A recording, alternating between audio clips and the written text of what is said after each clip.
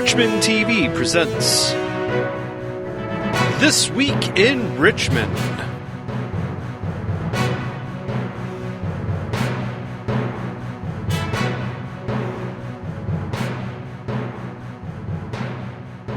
Hello and welcome to This Week in Richmond for March 15th. I'm your host, Jason Robbins, and this show will be letting you know what's happening in Richmond from March 16th through the 29th. In today's episode, we will be joined by Jeff White to talk about smart community transit. First up is Parks and Recreation. Beginner's yoga class at the Recreation Center will be on March 18th, 20th, and 25th, and the 27th at 6 p.m. to 7 p.m. It is an $8 drop-in per person or purchase a 6-class punch card for $40. Call the Parks and Recreation Department at 586-727-3064 to register. A reminder that you will need to bring your own yoga mat to class. We have hall walking at Lee Elementary. Please park at the north parking lot between the doors 30 and 31. All walkers must complete a simple registration including emergency contact information and a waiver to participate. Open for those ages 10 and older, children must be accompanied by an adult. It will take place on March 19th, 20th, 21st, starting at 6 p.m. and go until 8 p.m. Drop-in fee is $1, or you can get a punch card for $12, which gets you 15 punches. Star Puppy Level 1 Dog Training will be happening on March 19th and 26th from 7:30 p.m. to 8:30. Dream Team Dog Training will be holding classes that are for dogs 12 weeks to 1 year old. Exceptions to the age requirement can be made with prior approval. Along with beginner obedience exercises, class will include the AKC Star Puppy certification upon completion of the course. Please call, email, or text for enrollment forms owner-instructor Gail Bach at 586-413-6090 and Gail Bach at att.net for details. Cost for the class is $160.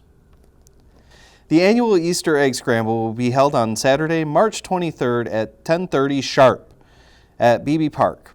Make sure you are ready to collect your eggs before then. This event is for age groups 3 to 4 years old, 5 to 6 years old, and 7 to 10 years old. Please bring your own basket, and the Easter Bunny will be taking pictures to purchase after the scramble. Next up, we have the Roosevelt Civic Auditorium Report. Adult Open Gym will be on March 22nd and 29th from 6 to 9 p.m. It is $4 to visit. Youth Open Gym is on March 17th and 24th from 2 p.m. to 5 p.m. Cost is $3. The Odd will be having a special Youth Open Gym during spring break from March 25th through the 28th from 12 p.m. until 3 p.m. This is for school-age children, and kids kindergarten through 3rd grade must be accompanied by an adult. The event includes gym time, crafts, games, and snacks. Spring break is open gym cost is $3 per child. Pickleball will be set up on March 17th, 18th, 20th, 21st, 24th, and 27th at 9 a.m. until noon. The Pickleball League will start on March 27th at 5 p.m. The cost to use the pickleball court is $4 per visit. For league information, you can call the Odd at 586-430-4950. Wednesdays at the Odd will continue on March 20th for 4th grade students and up. This event goes from after school until 5:30 p.m. and includes open gym, homework help, arts and crafts, and snacks provided by Macomb Family Services. Fee for this event is $3, and all students must sign in at the front desk. Spring break brings a lot of events to the Odd, including drop-in teen basketball on March 22nd and 29th at 12 p.m. This is 4v4 basketball tournament for individuals and team registration. There will be 2 separate tournaments. Players do not need to attend both dates. March 25th and 27th will be Teen Open Gym also. Drop-in fee is $3 per visit and per person. For the Lois Wagner Memorial Library, senior exercise at the library will be on March 18th, 20th, 25th, and 27th from 10 a.m. to 11 a.m. No cost or registration required. The exercise is at your own pace with an instructor to help guide the activity. Call Lois Wagner Memorial Library for more information. A puzzle sale will be happening on March 23rd from 10 a.m. until 2 p.m. in the Lois Wagner Memorial Library meeting room. Puzzle donations will be accepted at the library during normal hours of operation. Hooks and Needles will be on March 26th from 6 p.m. to 8 p.m. in the Lois Wagner Memorial Library meeting room. For details, call the library at 586-727-2665. Lap Sit Plus for ages 16 to 36 months will be starting on March 26th at 10 a.m. at the Lois Wagner Memorial Library meeting room. Call the library for more information. The Lois Wagner Memorial Library will be hosting its monthly book club on March 27th at 6:30 p.m. in the library meeting room. This month's book is Wayward by Amelia Hart. For future titles, please call the Lois Wagner Memorial Library. Richmond readers will be meeting at the library on March 28th and at 3:30 p.m. and are currently reading All the Broken Places by John Boyne. Preschool Storytime is back starting on March 28th at 10 a.m. Preschool Storytime is meant for ages 3 to 5 years old and will be held in the Lois Wagner Memorial Library meeting room. Now is the upcoming local board meetings. City Council will be held on March 18th at 7 p.m. in City Hall Council Chambers. The Economic and Development Corporation will be meeting on March 21st at 7 p.m. And the Tax Increments Finance Authority will be meeting on Wednesday, March 27th at 7 p.m. Some of the holidays we'll be hitting in the next weeks will be St. Patrick's Day on March 17th, Good Friday leading into Easter on March 29th, with Easter on March 31st. Richmond Community Schools spring break will be on Monday, March 25th through April 1st. Students return to class Tuesday, April 2nd. And on your radar in April, we'll be looking at the Lois Wagner Memorial Library book sale, with the early bird sale happening on April 17th from 5 p.m. to 7 p.m., April 18th and 19th from 9 a.m. to 5 p.m., with Saturday, April 20th being Bag Day from 10 a.m. to 2 p.m. The library will accept donations for books for sale. And we'll be right back to talk with Jeff White about Smart Community Transit Services.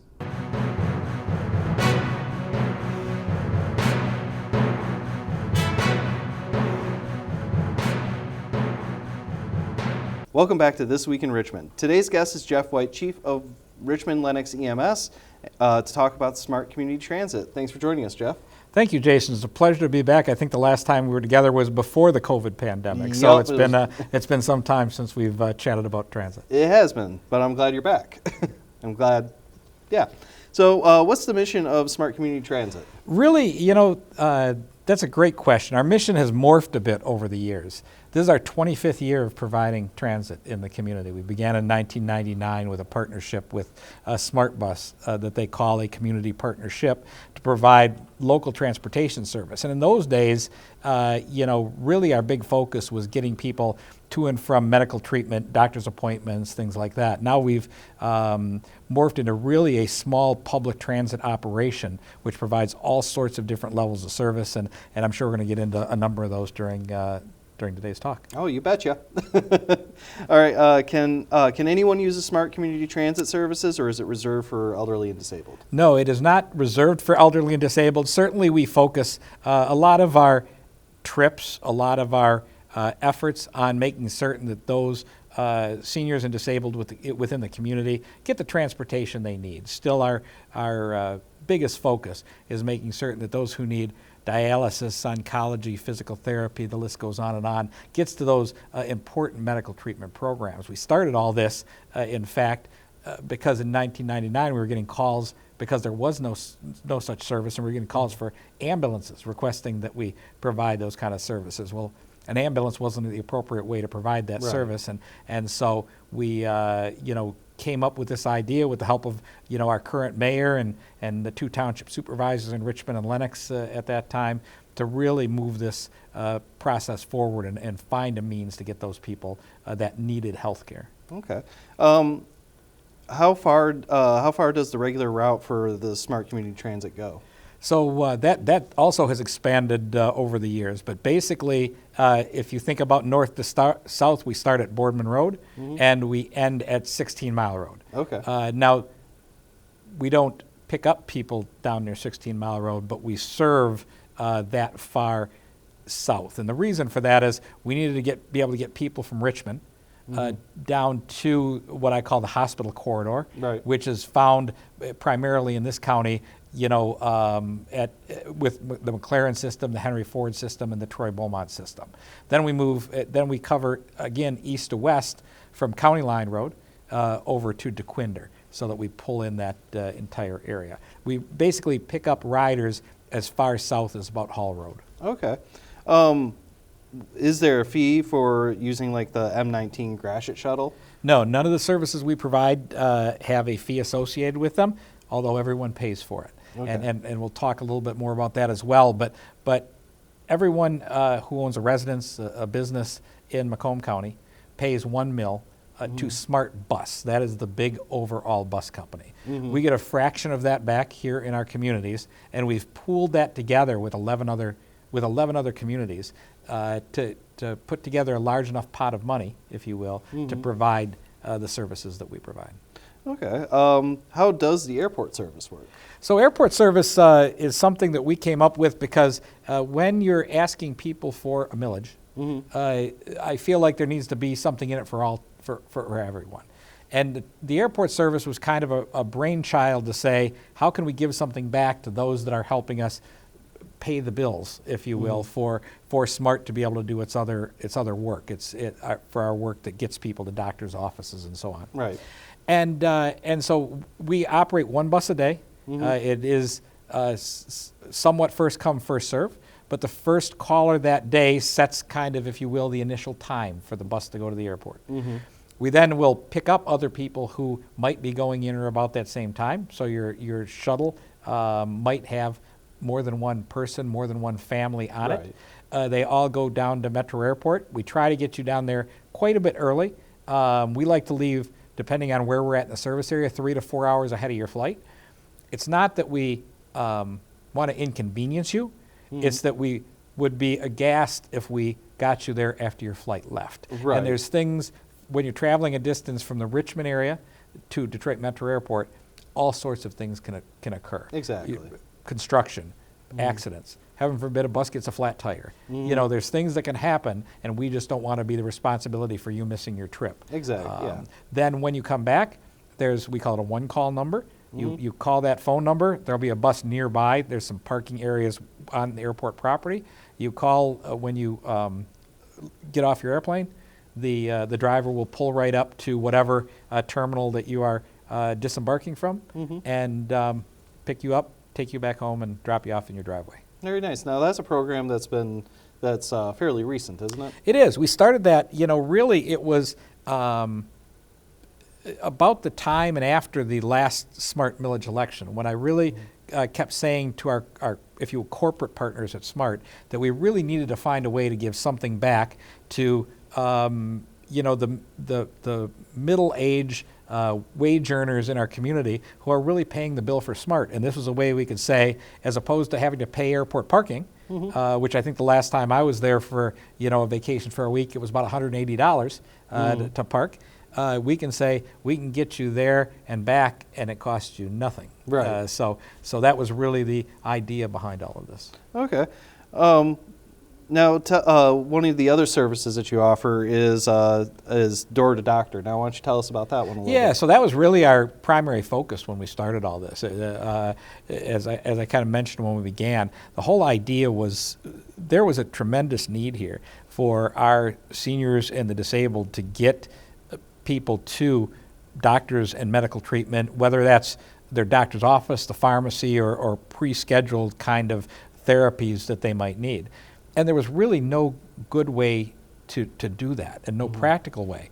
And if you could find a way through a private service, for most people like on a fixed income, that was absolutely unaffordable. Then it got even more interesting. What we learned was, in this area, when you're not right here in the city proper, houses are built on average about 180 feet off the road. You can't expect an elderly person using a walker or a wheelchair to even make it down curbside.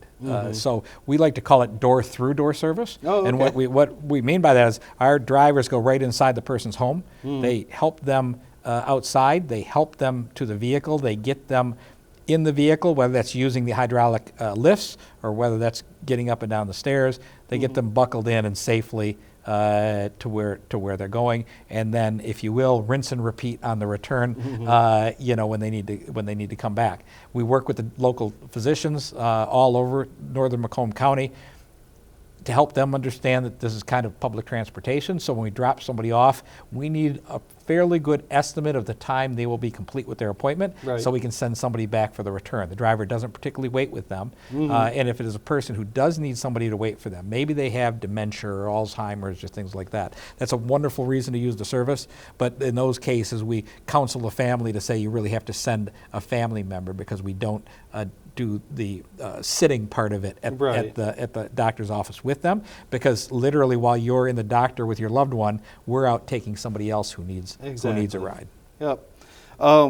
So transport to work is listed on the website, and how does that program work? So same way, you call the same number for the same service. All these numbers are all these services are available by calling the very same number with Yep. us. So that is a service we started because we had a number of businesses in our community that came to us and said they have employees who have various levels of developmental or physical disability. Maybe they have a seizure disorder. Maybe they're partially blind. They have other illness that won't let them get to and from work, but they make fine employees once you can get them there. Right. And so we take a number of people to work, for instance, at our local Kroger here in Richmond. And they get to work. They are productive there. They have good jobs. They're great employees. They just had no ride. Exactly. And so we really have enjoyed doing that, if you will, because it really makes it feel like you're making a difference for those people that might not otherwise have that opportunity. Right. If someone just needs a ride to the grocery store, is there a free service that provides that too? There is. We do try to, with that especially, is pick up a number of riders in the same area, sometimes even on the same day, where we offer that service. So you can get 6, 7, 8 people to the grocery store, at the same time, where your trip is making sense. Maybe you start it in Memphis and then stop in Richmond Township and stop in the city, and then maybe even if you have to go a little bit south into Lenox, and then you bring them all back in the case of locally here to our local Kroger, and then you again just do that in return. You're getting kind of the most bang for your buck as far as getting the folks there, and as long as people understand that this isn't private car service. I tell Right. people all the time, we'll get people that'll ask, they'll say, "You mean somebody else is going to ride with me?" And we'll say, yes, if you want to ride by yourself, there are, taxi options and Uber options and, Right. and black car services, that do that kind of thing. But there is not, we don't, that's not how we operate. We Right. operate in a public transit model. Exactly. So, do you need to find a bus stop for this, or do you just call on the smart bus? No, there's no bus stops. The only place we have actual set stops is on, we do operate one vehicle every day, starts in Memphis, Michigan, and ends at Chesterfield at 23 Mile and Gratiot. It goes down in the morning, makes a number of stops along the way, comes back in the evening, making a number of stops along the way. The whole idea behind providing that service is to get people to that connector at Right. 23 and Gratiot so they can go points farther south for work and other things. The stops are listed on the stops and the times are listed on our website. You can call our office and get them, but there is not actually a physical bus stop at any of those locations. Okay. How can people support the smart community transit service even if they don't necessarily use it? So the biggest way the only way that exists today to support it is about every 5 years. The millage comes up for renewal. I think we're in year 2 of 5. Okay. So we've got about 3 years before we will have another millage renewal that is requested. And at that point in time, oftentimes I come out and spend time on shows like this. I spend time with our local service organizations and senior groups and the disabled, educating them about what it is we provide. Because again, they pay that mill. It goes to SMART corporate, I call it, which covers all of Macomb, Oakland, and Wayne County. Right. And then they, like I say, they return a portion of that millage for us to operate what we're doing here at the local level. Okay. So what is the future of smart community transit services? I think it's very, very bright. I think for us internally, it's trying to figure out a way to